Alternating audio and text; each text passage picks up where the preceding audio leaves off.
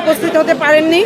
আমরা সময়ে দরখাস্ত দিয়েছিলাম, যেহেতু বিজ্ঞ আদালত সময়ের দরখাস্তটি নামঞ্জুর করেছেন এবং চার্জ গঠন করে পরিমণির বিরুদ্ধে ডাব্লিউএ ইস্যু করেছিলেন। আমরা আজ বিজ্ঞ আদালতে আত্মসমর্পণপূর্বক জামিনের প্রার্থনা করেছিলাম। বিজ্ঞ আদালত জামিনের প্রার্থনা মঞ্জুর করেছেন এবং পরিমণি জামিন প্রাপ্ত এখন। কোনো হচ্ছে দিয়েছিলেন কিনা, শর্ত জুড়ে দিয়েছিলেন না জামিনের ক্ষেত্রে, দিয়েছেন কিনা? না, বিজ্ঞ আদালত কোনো শর্ত দেয়নি। 1000 টাকার বন্ডে জামিন মঞ্জুর হয়েছে। আচ্ছা, পরবর্তী শুনানির কোনো তারিখ বা কিছু জানানো হয়েছে কি? ওরা গতকালকে দিয়ে দিয়েছে ভাই। আরেকটা বিষয় পরিষ্কার হতে চাই, সেটা হচ্ছে যে আমরা দেখলাম যে গণমাধ্যমে কথা বলা নিয়ে আদালতে বেশ কিছু প্রশ্ন করেছেন, কি বলেছেন একটু যদি আমাদেরকে বলতেন। বিজ্ঞ আদালত বলেছেন যে আইনজীবী এবং গণমাধ্যম কর্মী আপনাদেরকে মামলার প্রচারণার বিষয়ে সংযত হওয়ার জন্য বিজ্ঞ আদালত আহ্বান জানিয়েছেন, যাতে যথাযথ তথ্যটা যায় এবং আদালতের যে বিষয়গুলো একান্তই বিচারিক সেই বিষয়গুলো যাতে বাইরে না যায়, এই বিষয়ে বিজ্ঞ আদালত বিজ্ঞ আদালত একটু সতর্ক থাকার জন্য বলেছেন সবাইকে।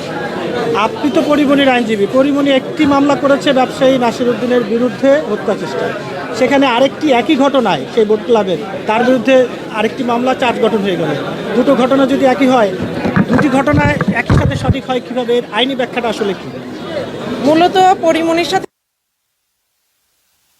পরিমণি বাদী হয়ে বোট ক্লাবের মামলা করে, যে মামলাটি এখন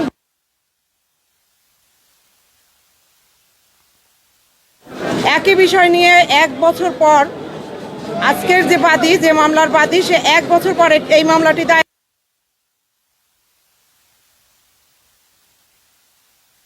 মামলা দায়ের করে 2000।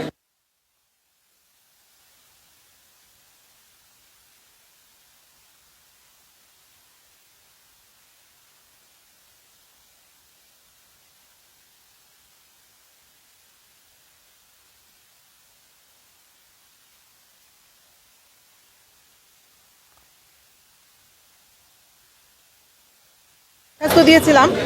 তো যাই হোক, আমরা ট্রায়াল ফেস করব। আমরা মনে করি যে এই মামলায় একই ঘটনা, যেহেতু পরিমণির বিরুদ্ধে